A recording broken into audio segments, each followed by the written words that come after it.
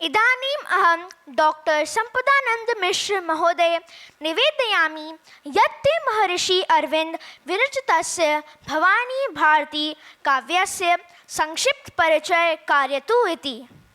श्री अरविंद के द्वारा विरचित यह भवानी भारती काव्य जो है बहुत ही संक्षिप्त काव्य है। जैसे आप सब जानते हैं कि ये 99 श्लोक है, 99 वर्सेस। ये जो श्लोक को श्री अरविंद ने लिखा, क्यों लिखा और किस प्रसंग में लिखा, उसके पृष्ठभूमि में क्या था, भारत की जो समस्या उस समय थी। जैसे श्री अरविंद 1872 को उनका जन्म होता है और 1950 को उनका महासमाधि लेते हैं। तो उस कालखंड में हम अगर देखें कि भारत की स्थिति क्या थी, और विशेष करके जब ये बंग विभाजन हुआ, बंग विभाजन के समय श्री अरविंद पहले बड़ौदा में रहते थे, तो बड़ौदा से वो जाकर कोलकाता में रहे, नेशनल कॉलेज में उनका जो नियुक्ति है वो हुआ। और वंदे मातरम करके एक पत्रिका जिसके संपादन विपिन चंद्र पाल करते थे, वो वंदे मातरम पत्रिका में वो इस प्रकार के लेख लिखते थे जिस लेख को पढ़कर ब्रिटिश लोग जो थे वो डर जाते थे। ऐसा डरते थे कि ब्रिटिश लोगों ने ये रिकॉर्ड पे लिया है, श्री अरविंदो को उन्होंने ये कहा है कि the most dangerous man in India, the most dangerous man in India. बोले ये जब तक रहेंगे हमारा धंधा जो है यहाँ पे भारत में नहीं चल सकता है। और वो राष्ट्र भाव को उस प्रकार जगाते थे लोगों के बीच कि लोग एक ही शब्द बोले श्री अरविंद और वो उकसा देते थे लोगों को। पूरे समग्र भारतवर्ष में जैसे एक आंदोलन खड़ा हो जाता था। तो ब्रिटिश लोगों के लिए मुश्किल होता था कि हम कैसे इस देश में जिस लक्ष्य को लेकर हम आए हैं उसको कैसे साधित करें। तो उन लोगों ने क्या किया, वंदे मातरम जो पत्रिका है उनको रद्द कर दिया, उसका बंद कर दिया। बंद करने के फिर बंग विभाजन हुआ, तो उससे पूरा का पूरा जो भारतवर्ष है श्री अरविंद के लेख के द्वारा प्रचोदित हुए थे, राष्ट्र भावना से ओतप्रोत हुए थे, जिससे कि एक डरावना का भाव ब्रिटिश लोगों में पैदा हो गया था। तो ये पृष्ठभूमि है भवानी भारती काव्य के पीछे।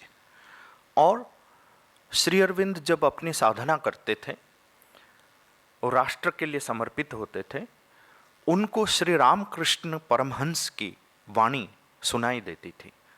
एक बार रामकृष्ण परमहंस की वाणी सुनकर उनको लगा कि जैसे वो बोलते थे कि मंदिर गढ़ो, क्रिएट टेम्पल्स। तो उन्होंने सोचा कि मुझे भारत माता का मंदिर बनाना है और भारत माता का पूजन करना है। तो वो ऐसा कहते थे। एक ऐसा एपिसोड है जहाँ पे एक शंकराचार्य, किसी मठ का शंकराचार्य, वो खुद अपने जो भाषण में ये बोले थे कि उस समय जब श्री अरविंद थे, उस समय जो भारतीय स्वाधीनता संग्राम चलता था, बहुत सारे लोग उसमें भाग लेते थे। तो एक ऐसा सिचुएशन था जो शंकराचार्य बोल रहे थे, वो भी वहीं पे थे।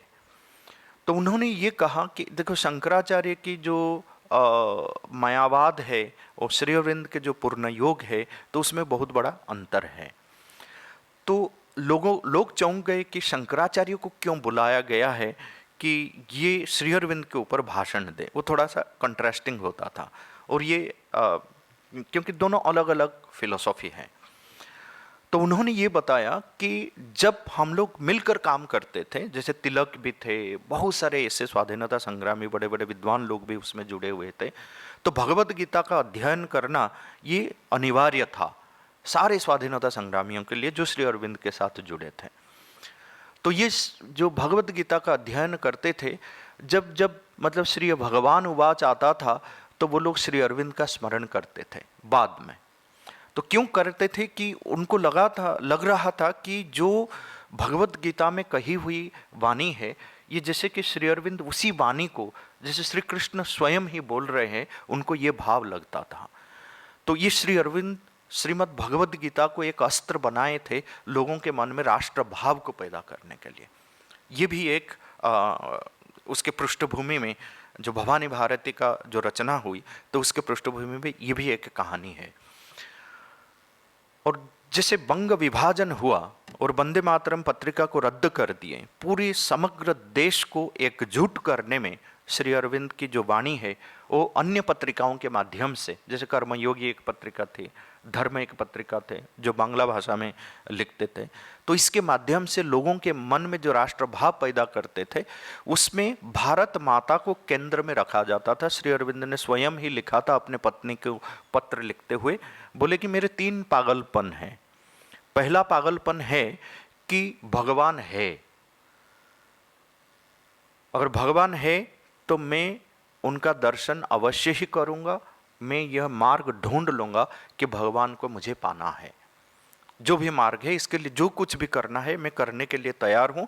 भगवान है ये मेरा विश्वास है तो मैं उनका दर्शन करके ही रहूंगा। फिर जब सब लोग भारत भूमि को एक भूमिखंड मात्र मानते हैं तो मैं भारत को माता मानता हूँ, शक्ति मानता हूँ, उस शक्ति का मैं पूजन करता हूँ। ये है भवानी भारती के पीछे। और उस भारत माता को भवानी भारती के नाम में पूजा करते थे, शक्ति की उपासना करते थे और ये मानते थे कि ब्रह्म जागरण से ही भारत की मुक्ति संभव है। ये जो भवानी भारती काव्य है ये ब्रह्म जागरण की गाथा है।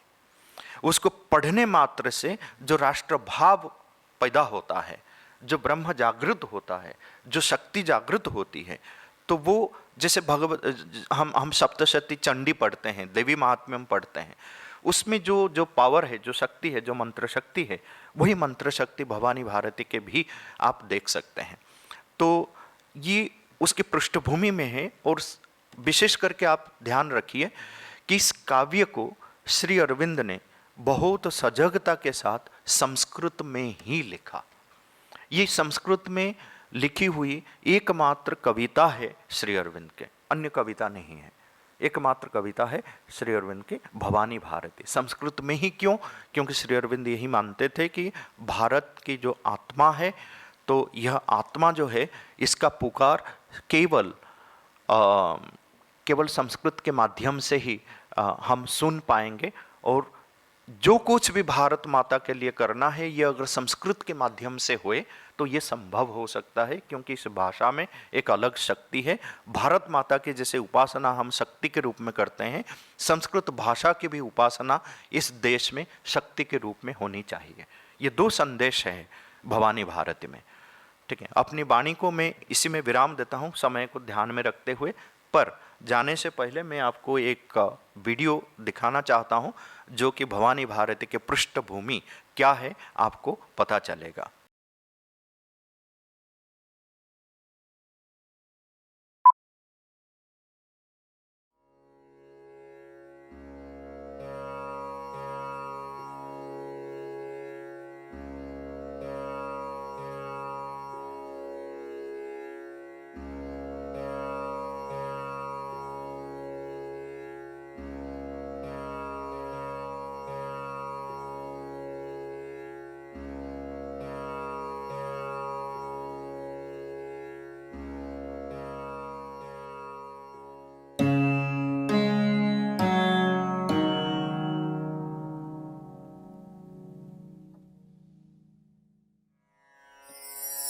उत्तिष्ठ देहीति पिपासुरम्बा दध्वान रात्रौ नगरे वितारे सेयं स्तनन्ती रजनीतमिस्त्रां बभौ समापूर्य मनांसि चार्या। मैं भवानी भारती अपनी संतानों के लिए भारत माता, ये मेरी पुकार है। जागो जागो हे वीरों जागो। सन 1905 में बंगाल का विभाजन करके वायसराय लॉर्ड कर्जन ने अखंड भारत के सपने को चूर चूर कर दिया। उसने पूर्वी और पश्चिमी बंगाल को एक दूसरे से काट कर हिंदू मुसलमानों में हमेशा के लिए फूट डाल दी। जब बच्चों को दर्द होता है तो सबसे पहले वे माँ को याद करते हैं। ऐसे ही जब माँ के साथ कोई दुर्व्यवहार कर रहा हो तो माँ भी सबसे पहले अपने बच्चों को ही पुकारती है। मेरे टुकड़े किए गए थे, मुझे सताया जा रहा था। ऐसे में मेरी चित्कार को कौन देश के कोने कोने में पहुंचाएगा? तभी किसी राष्ट्रवादी का स्वर गूंजा। Arise, arise, O sleeping lions. अब तक जो सो रहे थे, अब वक्त था उन्हें जगाने का, मेरी उन संतानों को ललकारने का जो भारत माँ के लिए मर मिटने को तैयार हों, जो राष्ट्रवाद की नई लौ जलाएं और एक नए निर्भीक भारत की नींव रखें। महज 500 रुपए में बंगाल के शेर विपिन चंद्र पाल ने इसकी शुरुआत की और उन्हें मिला एक ऐसा कलम का सिपाही जिसने अपनी धधकती लेखनी से अंग्रेज सरकार की नाक में दम कर दिया। ये थे श्री अरविंद घोष। और फिर शुरुआत हुई एक ऐसे अखबार की जिसने बीड़ा उठाया सारे राष्ट्र को एक कर अंग्रेजों को चुनौती देने का। उस अखबार का नाम था वंदे मातरम। बंगाल का विभाजन करके अंग्रेजों ने बहुत बड़ी भूल कर दी थी। वंदे मातरम अखबार ने अंग्रेजों की इस गलती को देशहित के अवसर में बदल कर रख दिया। राष्ट्रहित में कही जाने वाली हर बात को जब ब्रिटिश सरकार देशद्रोह करार दे रही थी, तब एक ओर बंगाल में इस राष्ट्रवाद की कमान श्री अरविंद और विपिन चंद्र पाल ने संभाले रखी, तो वहीं महाराष्ट्र में लोकमान्य बाल गंगाधर तिलक ने इस लड़ाई को जारी रखा। ऐसी ही एक और लड़ाई लाला लाजपत राय के नेतृत्व में पंजाब में भी लड़ी जा रही थी, जहां उनका साथ दिया सरदार अजीत सिंह ने, जिनका मंत्र पगड़ी संभाल जट्टा पंजाब के आंदोलन का सबसे मशहूर नारा बन गया। फिर वो समय भी आया जब देश के इन अग्रणी नेताओं लोकमान्य बाल गंगाधर तिलक, लाला लाजपत राय को देश निकाला दिया गया। ऐसे में श्री अरविंद के नेतृत्व में वंदे मातरम देश को राष्ट्रवाद की इस लड़ाई में नए नए सूत्र देता रहा। जिस बात को कांग्रेस कहने से हिचकिचाती थी, उसे वंदे मातरम अखबार ने कह दिया। अब देश पूर्ण स्वराज्य चाहता था, वो राष्ट्रीय शिक्षा चाहता था जहां उसके गौरवपूर्ण इतिहास का वर्णन हो, वो अखंड भारत चाहता था। बंगाल विभाजन से आग बबूला जनता सड़कों पर थी। लोग विदेशी वस्तुओं की होली जला रहे थे। स्वदेशी और बहिष्कार आंदोलन शुरू हो चुका था। आने वाले कई वर्षों के लिए असहयोग आंदोलन की नींव यहीं से रखी गई। वंदे मातरम लोगों की हार को जीत में बदल रहा था। वह घर घर तक मेरी पुकार पहुंचा रहा था, पैसिव रेजिस्टेंस के तरीके पहुंचा रहा था। अंग्रेज सरकार की लाख पाबंदियों के बावजूद लोग सड़कों पर निकलते और वंदे मातरम गीत गाते, भारत माता की जय का नारा लगाते। इस बीच ब्रिटिश सरकार को मौका मिला और उसने वंदे मातरम अखबार पर देशद्रोह का मुकदमा चला दिया। झूठे गवाह खड़े किए गए, सबूत पेश किए गए, प्रेस की आजादी का गला घोटा जा चुका था। लेकिन सारा देश श्री अरविंद के साथ था, वंदे मातरम के साथ था। ये भारतीय राष्ट्रीय आंदोलन में अंग्रेजों की सबसे शर्मनाक कार्यवाहियों में से एक है। वंदे मातरम अखबार के जरिए ये देश की उन बलिदानियों की कहानी है जो आज से पहले कभी नहीं सुनाई गई। ये लोकमान्य तिलक, लाला लाजपत राय, विपिन चंद्र पाल, सरदार अजीत सिंह जैसे उन राष्ट्रवादियों की कहानी जिन्हें एक्सट्रीमिस्ट या उग्र कहकर इतिहासकारों ने भुलाने की कोशिश की है। ये वह कहानी है जो मैंने अपनी आंखों से देखी है और जिसे श्री अरविंद की कलम की धार ने आज तक जीवित रखा है। अब समय है इसे सुनाने का।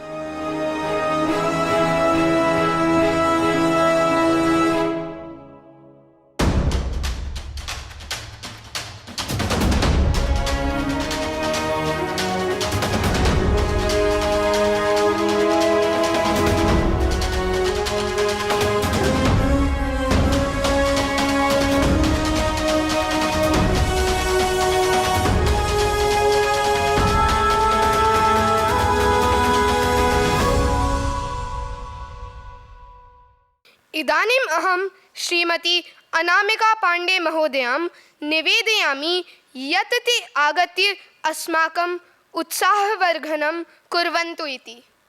हरि ओम। श्री गुरुभ्यो नमः। नमस्ते। यहाँ उपस्थित सभी आदरणीय जनों को, जयपुरिया विद्यालय की प्रिंसिपल महोदया रोमिनी मैम को और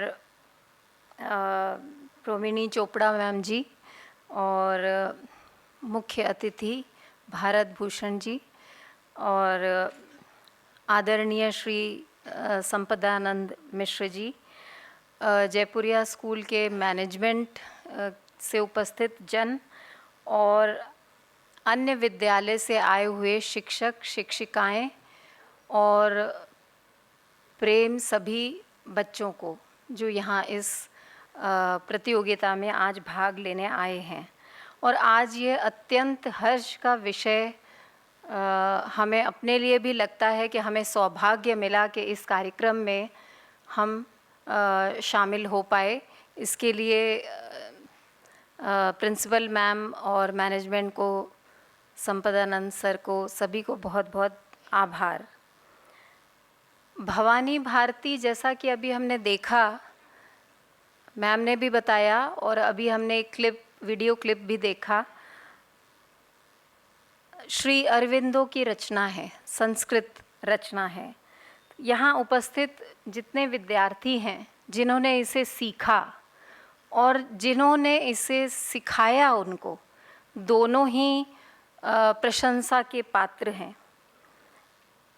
कहीं न कहीं यह छुपे हुए संस्कृत प्रेम को भी उजागर करता है, इसको सीखना।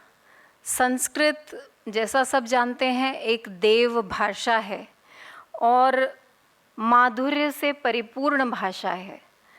और क्यों न हो, जिसका उद्गम शंकर जी के डमरू के निनाद से हुआ हो, उसमें माधुर्य और दैवीय शक्ति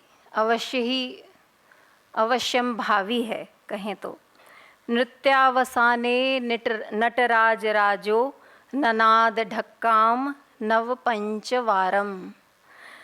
तो भाषा के बारे में क्या कहें, इसी निनाद को सुनकर जो ऋषि उस समय थे, महर्षि थे, पाणिनि, कात्यायन, पतंजलि, उन्होंने माहेश्वर सूत्रों से इस भाषा को वो बनाया, उन्होंने उससे निकाला और भाषा को सूत्र के रूप में, प्रत्याहारों के रूप में और वार्तिकार और अन्य भाष्य के रूप में इस भाषा को आगे ले गए। अच से हल तक जितने वर्ण भाषा में हैं, वो भाषा के वर्ण, उनको हम मातृका कहते हैं। मातृका यानी माँ, माँ की तरह उन वर्णों को पूजते हैं।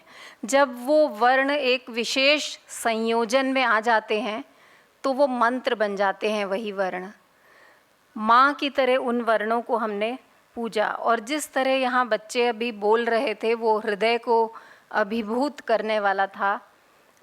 उस भाषा में भाषा का सही और सटीक उच्चारण उसका नैसर्गिक सौंदर्य है। उच्चारण करते समय भाषा ऐसे कई सेंटर्स जिनको कहें विशुद्धि चक्र से लेके मस्तिष्क तक में स्पंदन जो उत्पन्न करती है, तो वो अवश्य ही हमें किसी न किसी तरीके से लाभान्वित करता है। तो इसीलिए शुद्ध उच्चारण का बहुत महत्व है। तभी तो माता ने पुत्र से कहा कि संस्कृत हे पुत्र थोड़ा सीख ले, कहीं स्वजन ना हो जाए।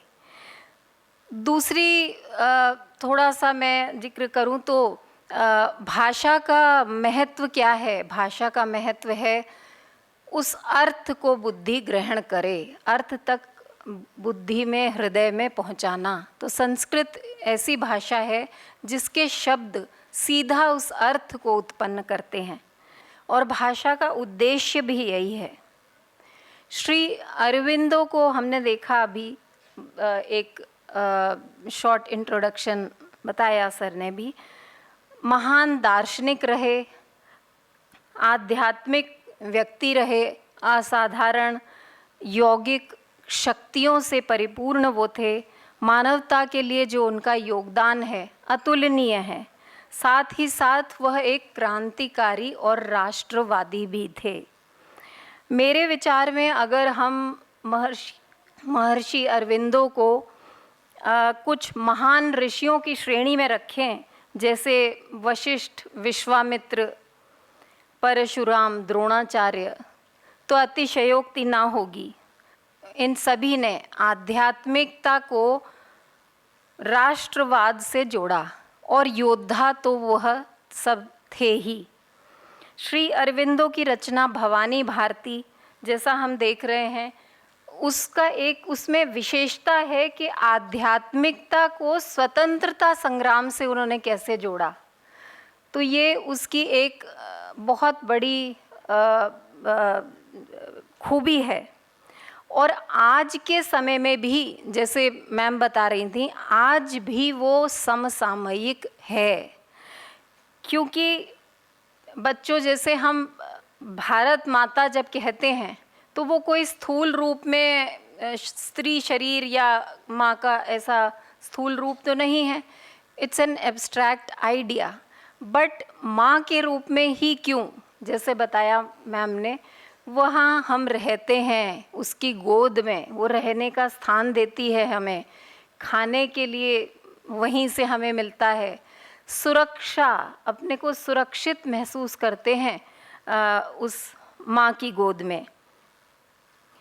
तो हमने भारत माता उसको नाम दिया, और कई आसुरी शक्तियों से वह आज भी घिरी हुई है। भारत को वह आसुरी शक्तियाँ जो उस समय लिखी गई जब ये कविता, तो उनका रूप बदल गया हो सकता है रूप बदल गया उनका, परंतु वो बेड़ियाँ आज भी हैं। तो आज भी उस ओर हमारा ध्यान जाना चाहिए। आप सभी जो विद्यार्थी यहाँ मौजूद हैं, सभी भारत माँ के भविष्य के कर्ता धर्ता हैं। तो आप ही इसको आगे ले जाएंगे, इसको समृद्ध बनाएंगे। तो आपको जागना होगा, शक्ति का संचरण करना होगा अपने भीतर। और यह शक्ति बाहर से नहीं आती, अपने भीतर से उदित होती है। जैसा कि मैंने बोला, विशेष संयोजन से, वर्णों से कुछ मंत्र बनते हैं, और वो उस शक्ति को, उस प्रेम को, उस देश प्रेम को, उस देशभक्ति को जागृत करते हैं। यह अत्यंत आवश्यक है कि वह शक्ति जागृत हो, उसके साथ साथ कहीं भी उत्साह में बिल्कुल कमी ना हो। तो उत्साह का होना एक बहुत आवश्यक इसमें बिंदु है। धर्म, अर्थ, काम, मोक्ष, ये 4 पुरुषार्थ बताए गए। तो धर्म पहला पुरुषार्थ है। राष्ट्र के प्रति धर्म हमारा क्या है, वह भी हमें ध्यान रखना है। तो देश काल परिस्थिति के अनुसार उचित निर्णय लेते हुए जो भी न्याय संगत कर्म हम करते हैं वही धर्म है। तो स्वधर्म अगर कहें तो ज़्यादा स्पष्ट होता है, और वह धर्म देश के प्रति क्या है वह ध्यान में रखना है। श्री कृष्ण ने भी कहा जब शत्रु सर पर हो तो शत्रु नाश के लिए शस्त्र उठाया, तो वह आत्मरक्षा तो है ही, लेकिन उसके साथ साथ देश और समाज की भी रक्षा है। तो देश की रक्षा करना समाज के हित में वह आपके हाथ में है। कर्तव्य कर्म क्या है यह विवेक सभी में है, धर्म क्या है यह विवेक सभी में है, लेकिन कभी कभी वो इतने आवरणों में ढका रहता है कि हम उसको जान नहीं पाते और करने में वह सक्षम नहीं हो पाते, वह शक्ति अंदर होते हुए भी। तो उसको हमें जगाना है, और इससे बेहतर तरीका क्या होगा। भवानी भारती आप पढ़ रहे हैं और उस देश प्रेम, देशभक्ति और उस उत्साह को वह जगा पाए, और यही कर्म की ये भावना आगे जाके कर्मयोग बन जाती है और परमात्मा प्राप्ति और ब्रह्म ज्ञान का साधन बन जाती है, जब ये निष्काम भाव अगर इसमें आ जाए तो इतनी दूर तक हमें ये ले जा सकता है। इसकी गहराई देखें अगर हम तो सभी को इस कार्यक्रम के लिए बहुत बहुत शुभकामनाएं देती हूँ। देवी भगवती भवानी की कृपा सब पर बनी रहे, और मैं अपनी वाणी को विराम दूंगी एक श्लोक के साथ। श्लोक सौंदर्य लहरी का है, थोड़ा सा भाव बताती हूँ, भवानी को ही समर्पित है। भवानी त्वम दासे, जब मैं इतना ही बोलता हूँ, त्वम दासे होने से पहले ही भवानी मुझ पे कृपा कर देती हैं, मुझ पर प्रेम बरसा देती हैं और अपना सायुज्य प्रदान कर देती हैं। भक्ति में चाहे वो देशभक्ति हो, देश प्रेम हो, तो उसमें खो जाना, सायुज्य मिल जाना, वह उसका एक मुख्य उद्देश्य होता है। तो ऐसे देवी माँ की कृपा सब पर बरसती रहे, और आपका देश प्रेम भारत माँ के लिए अक्षुण्ण रहे, निरंतर बना रहे, इसी कामना के साथ मैं इस श्लोक के साथ ख़त्म करती हूँ। भवानी त्वं दासे मयि वितर दृष्टिं सकरुणाम्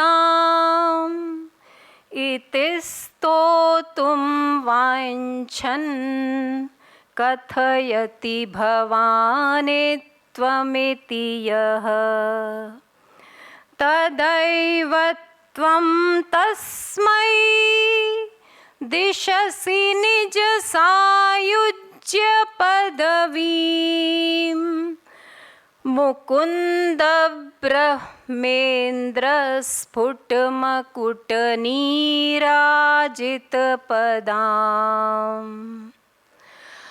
तो सभी को बहुत बहुत शुभकामनाएं और बहुत बहुत आशीर्वाद बच्चों को, और सभी लोग जो इस यज्ञ में शामिल हैं उनको प्रणाम और नमस्कार। इसी के साथ मैं यहीं ख़त्म करती हूँ। धन्यवाद।